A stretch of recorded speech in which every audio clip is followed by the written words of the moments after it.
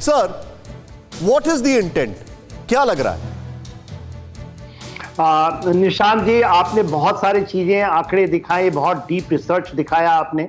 यदि आप मुझसे सही और सटीक विश्लेषण चाहेंगे तो मैं ये कहूंगा कि ये तालिबानी दस्तक है, उस तालिबानी सोच की दस्तक है जो आपने इस पूरे आप करते रहे हैं। बहुत सारे चीज आपने कवर किया है, वही सोच का आप ये देख रहे हैं जो जमीन पे ऊपर दिखती है। देखिए, तालिबान जब 1996 से 2001 तक था, तो 2001 में आप देखेंगे इसी तरह की सारी घटनाएं, यदि विश्लेषण करें, मैं उसके पहले वहां पर पोस्टेड था, मैंने देखा है। टारगेटेड किलिंग उस समय भी कहते थे, इसी तरह लाइन अप करके चुन चुन के मारते थे। और उसमें आप सिखों को देखिए, चाहे छत्तीसपुरा के लोग हों, चाहे सिखों को, हिंदुओं को, कश्मीरी पंडितों को। 93 आपको पता ही है। तो देखिए, दस्तक है, इसको आप ना लें, उसमें थोड़े से हल्के में ना लें। ये दस्तक सोच की दस्तक है। तालिबानी सोच क्या चीज है? तालिबानी सोच है, आपने बड़ा अच्छा दिखाया, एक कि श्रीनगर में बढ़ गया, वो काबुल को अटैक करते थे और करते थे वही फियर साइकोसिस, वही तालिबानी सोच, वही जिहाद, और यही चीजें चल रही हैं। इसको हल्के में कोई नहीं लेना चाहिए और इसको लॉ एंड ऑर्डर उसी तरह से हैंडल ना करें। पॉइंट है सर, आप जो बता रहे हैं मैं इसको थोड़ा सा आगे बढ़ाऊंगा। मेरे साथ जीडी बख्शी सर भी आ चुके हैं। राहुल, मैं चाहूंगा ये जो ग्राफिक्स हैं इसको जरा ऊपर प्ले ऑन करके नीचे जरा शॉट्स प्ले ऑन करें। बख्शी साहब, श्रीनगर फोकल पॉइंट क्यों बना है आतंकियों का? उसके पीछे की क्या वजह दिखाई दे रही है आपको?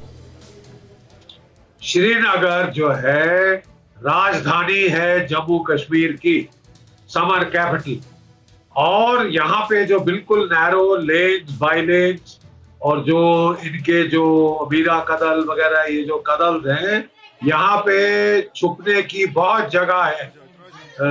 जो टेररिस्ट हैं और जो उनके सपोर्टर्स हैं, ओवरग्राउंड वर्कर्स हैं, नहरी वो जो सकरी गलियों में पुलिस सिक्योरिटी फोर्सेस भी बहुत कम जाते हैं।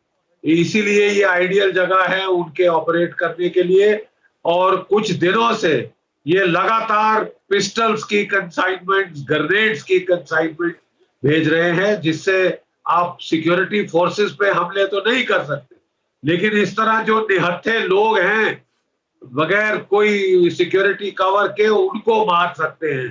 बेचारे टीचर, बेचारे स्ट्रीट वेंडर, शॉपकीपर्स, उनको, निहत्थे लोगों को ये लोग मारने पे उतारू हो गए हैं। और वो भी माइनॉरिटी कम्युनिटी के मार के ये लोग जो है गफलत पैदा करना चाहते हैं, दहशत पैदा करना चाहते हैं। बख्शी सर, मैं आपसे एक चीज अगर पूछूं, आप मुझे एक चीज जरा बताइए, कहीं आपको कहीं कुछ ऐसा लग रहा है कि 370 हटने के बाद जो लोगों का इन्फ्लक्स कश्मीर में आएगा उसको लेकर एक सेंस ऑफ इनसिक्योरिटी है और वो बहुत बहुत ज्यादा मोटिवेट कर रही है आतंकियों और उनके हुक्मरानों पाकिस्तान में जो बैठे उनको?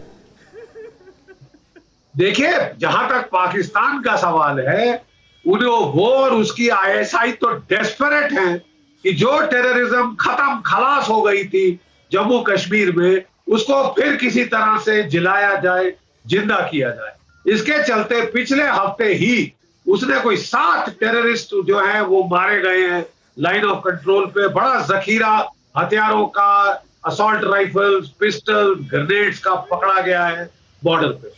पाकिस्तान के बाजवा साहब ने सीज फायर मांगा था कोई फरवरी के महीने में, और हमने बड़ी उदारता में दे दिया। पाकिस्तान ने पूरा फायदा उठाया उस सीज फायर का कि वो काबुल में, अफगानिस्तान में तालिबान की सरकार जो है लोगों के सर पे मर दे और कब्जा कर ले अफगानिस्तान के ऊपर। अब वो कश्मीर पे चढ़ाई कर रहा है, अब वो कश्मीर में टेररिस्ट इन्फ्लक्स कर रहा है, हथियार, वेपन्स, एक्सप्लोजिव्स भेज रहा है। तो अब मेरा ख्याल ये सीज फायर को तो बिल्कुल खलास करना चाहिए। We should hit back and hit back hard. ये कोई तरीका है कि हम चुपचाप हाथ पे हाथ धरे सहेंगे, फिर नया ड्रामा शुरू होगा, फिर जब तक हमारी उफ नहीं होगी हम जो है सीमा के पार रिटेलिएट नहीं करेंगे? मतलब क्या है पाकिस्तान का? मतलब आप ये कह रहे हैं कि now it's time to give them back again, आप ये कह रहे हैं? Absolutely, give it back hard. ठीक है, पॉइंट टेकन। बख्शी सर, अड़ी सोमवार से शुक्रवार शाम 6 बजे सिर्फ TV9 भारतवर्ष पर।